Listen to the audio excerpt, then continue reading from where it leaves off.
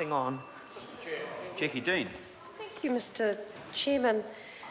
My colleague on this side of the House gave a very good account of the Access to Subordinate Instruments project, which I found fascinating, so fascinating I thought I would extend the theme a little, because I think because Vote Parliamentary Council provides a very useful service to select committees and to Parliament, and it is only until you find yourself sitting in a committee dealing with the first contract and commercial law bill, which is the first revision bill, that we as a committee are going to have to get very familiar with the program which is called the Statutes Revision Program. And the committee is going to have the opportunity to examine the Contract and Commercial Law Bill, which will have the impact of consolidating, modernising 11 statutes into one. And it might sound a little bit dry standing here in the Parliament, but actually, if you think about the practice of law all throughout New Zealand, there are law firms of every shape and size in practically every town and city in New Zealand who will benefit from this work. Why is that important? Why do we want to make life easier for lawyers? Well, we don't necessarily, but it again improves the access to the judicial system and the access to justice. So now I think you can get a little glimmer of the excitement which we are beginning to feel over this side of the House. It is going to be an interesting process because I do not know and I suspect none of the other members of the Justice Committee know just how. We have advice, of course we have, but what is the impact, the real impact of revising and consolidating and modernising these statutes? What will that have on the justice system in New Zealand? I suspect we are going to see an improvement. It's a large body of work, but we are up for it. But just continuing my theme on Parliamentary Council, there is also some excellent work going on by Parliamentary Council in building capability and training within the Pacific Islands. And the PCO is providing drafting assistance in parliaments all around the Pacific.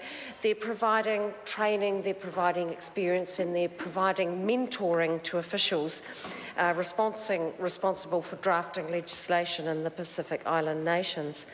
The work that this involves occurs in the Cook Islands, occurs in Niue, Tokelau, but it also covers other areas when resources permit.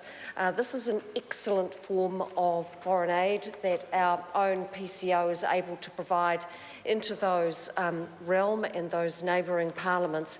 And again, the expertise of our Parliamentary Council office, each and every one of those who sit in our committee and provide us with expert advice and drafting of bills, the benefit of that is going to be felt even wider to the betterment of those parliaments in the Pacific. The Attorney-General, in fact, commended the PCO for their work in the Pacific. I think another aspect is that it provides some form of consistency in lawmaking within the Pacific Islands and also New Zealand, increasingly important as we increase our relationship and the nature of our relationship with our Pacific Island neighbours. Mr. Speaker, in the few minutes or seconds I have left, I also want to mention very briefly New Zealand courts. I want to commend Justice for the excellent work that's going into the court system complex in Christchurch. It is utilising new technologies, is providing a more efficient, better service for all those who have to access court services. We haven't forgotten Christchurch after the Canterbury earthquakes 5 years ago. In fact, we only have not forgotten Christchurch, but we are investing hugely, far more and above any other part of New Zealand. This national government remembers Christchurch, is investing in Christchurch, values Christchurch, and this investment in court services into Christchurch is a great example of that. Just a bit further down the road into my favourite patch of New Zealand, I also want to commend Justice for their investment in the Oamaru Courthouse, which was vacated quite rightly as a result of the Canterbury earthquake events, will now shortly be reopened as a modernised court, and that again provides good access to justice for New Zealanders. Thank you, Mr. Speaker. Well, I think